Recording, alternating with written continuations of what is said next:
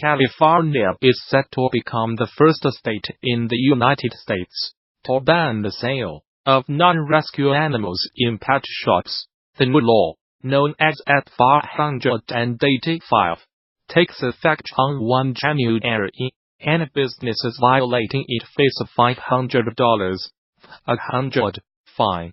The change means cats, dogs and rabbits sold by retailers cannot be sourced from breeders, only from animal shelters. Animal rights groups have heralded it as a step forward against the so-called kitten factories and puppy mills. They say the current high-volume industries, where pets are bred for profit, can lead to inhumane treatment and long-term emotional and physical health problems in some animals. The new statewide law, approved in late 2017, will now require shops to maintain sufficient records of where they sourced each animal for periodic checks by authorities. It does not, however, affect sales from private breeders or owner-to-owner sales. Some Californian shop owners have raised concern the law could put them out of business.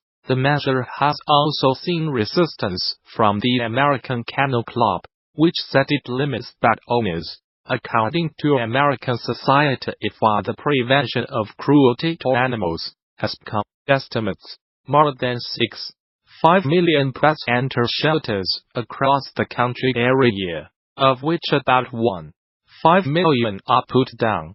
The California Assembly member who introduced the legislation, Patrick O'Donnell, has insisted the legislation is not just a big win for far-legged friends, but for California taxpayers too, as they spend hundreds of millions on sheltering animals across the state. A couple hoping to adopt a cat from a San Diego shelter on Friday told NBC News the move was a step forward for the state. It takes the emphasis off the profit of animals and puts the emphasis back on caring for and getting these cats and dogs a good home. Prospective owner Mitch Candidson said, Act 485 is the first statewide law of its kind. Although other places have enacted similar regulations on pet sales on a local level, earlier this month, a similar ban on third-party puppy and kitten sales was confirmed in England. Lucy's Law, named after a mistreated Cavalier King Charles Spaniel, also aims to combat low-welfare animal breeding. The United States military says it has killed 62 fighters from the Islamist group Al-Shabaab in 6 airstrikes in Somalia. 4 airstrikes on Saturday killed 32 militants, and a further 2 on Sunday killed 28, it said in a statement. These were the deadliest air attacks in Somalia since November 2017, when the United States said it had killed 100 militants. Somalia has seen a sharp increase in the number of airstrikes and casualties since President Donald Trump took office in the United States in January 2017. A tally by the Bureau of Investigative Journalism reveals that at least 400 people have been killed in airstrikes since the beginning of 2017, far more than the previous 10 years combined. The latest strikes bring to at least 40 the number carried out in Somalia so far this year, compared with 35 recorded in 2017. The United States has a huge military base in neighboring Djibouti, from where it launches attacks on the militants. Mr. Trump gave the United States military greater authority in March 2017 to attack militants in Somalia. Traditionally, United States presidents have been wary of intervening in Somalia since ATN Special Forces soldiers died fighting militias in the capital Mogadishu in 1993, a battle dramatized in the film Black Hawk Down. No civilians were killed in the latest airstrikes. which were carried out in coordination with the Somali government. The United States military said, alongside our Somali and international partners, we are committed to preventing Al-Shabaab from taking advantage of safe havens from which they can build capacity and attack the people of Somalia. The United States Africa Command said, Al-Shabaab, which is linked to Al-Qaeda, has not yet commented on the latest strikes. Somalia-based security think tank the Higher Institute said in a report published in November that Al-Shabaab had been forced to change tactics following the upsurge in airstrikes. The institute said the group was now conducting fewer mass attacks on military bases, but attacks on government offices and businesses which refused to pay its taxes had increased markedly.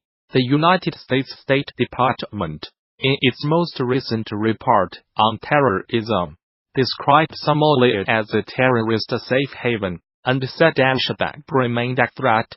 Despite suffering setbacks, the group retained control over large parts of the country and the ability to carry out high-profile attacks using suicide bombers, explosive devices, mortars, and small arms. The report added, a popular tourist attraction has become the latest Chinese company to show solidarity with Huawei's chief finance officer, Meng Wanzhou, who was arrested in Canada on 1 December. Shannon Mountain Scenic Park, in eastern Hainan province said, it would waive the $9, 65 yuan, ticket fee for anyone carrying a Huawei phone. Ms. Meng, who was given bail in Canada, faces extradition to the United States on charges of breaking Iran sanctions. Her case has upped tensions with China. Use Huawei phones. Shoot grand photos on the mountain. A notice on the Shannon Park's social media account said, we wish friends around the world who support Huawei's success and bliss. The offer would last until 29 December. The South China Morning Post reported, but it was met with some criticism among China's social media users, who claimed it was discriminatory. Huawei phone owners are being offered other enticements too. They can get a 20% discount at a border in Beijing. Seen in Beijing, bring a Huawei phone and get 20% off. Similar to this story we covered yesterday. https://QQXL19YPQLPIC. Twitter.com Soccerlof. End of Twitter post by @LuOceanG. At least one firm has threatened to penalize anyone buying Apple products. A few days ago, Manpad Shenzhen-based LED and display manufacturer offered subsidies to any employees buying Huawei phones. It also pledged to fine anyone who bought an Apple iPhone. United States prosecutors alleged Ms. Meng 46 used the Huawei subsidiary called Skycom to evade sanctions on Iran between 2009 and 2014. They also allege she publicly misrepresented Skycom as being a separate company from Huawei, and that she deceived banks about the true relationship between the two companies. Ms. Meng, who is the daughter of Huawei's founder, has denied any wrongdoing and said she will contest the allegations. Life of Huawei's high-flying heiress. The United States has been investigating the Chinese telecoms giant, the world's second-largest smartphone maker, since 2016, believing that it used Skycom to bring United States manufacturing equipment and millions of dollars in transactions to Iran in violation of sanctions. Ms. Meng's detention comes amid an increasingly acrimonious trade dispute between Washington and Beijing. China is angry at her detention, saying she has not violated any laws. Beijing has threatened severe consequences unless Canada releases the executive. Since her arrest, 2 Canadians, a former diplomat and a businessman, have been detained in China on suspicion of harming national security. United States President Donald Trump said last week that he might intervene in the United States Justice Department's case against this man if it would serve national security interests. I'll help achieve a trade deal with China if I think it's good for what will be certainly the largest trade deal ever made, which is a very important thing. What's good for national security? I would certainly intervene if I thought it was necessary, he told Reuters news agency. Canada reacted by urging Mr. Trump not to politicize the situation. Our extradition partners should not seek to politicize the extradition process or use it for ends other than the pursuit of justice, Foreign Minister Chrystia Freeland said. Two Scandinavian women tourists have been found dead in Morocco, with cords to their necks, the country's interior ministry said. Both bodies were found near the town of Imleo in the High Atlas mountain range, near the foot of North Africa's highest peak, Mount Tepco. The women, from Denmark and Norway respectively, have not yet been named. A police investigation has been launched into their deaths, the Interior Ministry statement said. A popular tourist attraction has become the latest Chinese company to show solidarity with Huawei's chief finance officer, Meng Wanzhou, who was arrested in Canada on 1 December.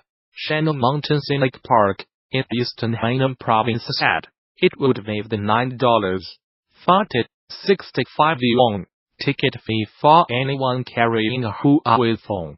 Ms. Meng, who was given bail in Canada, faces extradition to the United States on charges of breaking Iran sanctions. Her case has upped tensions with China.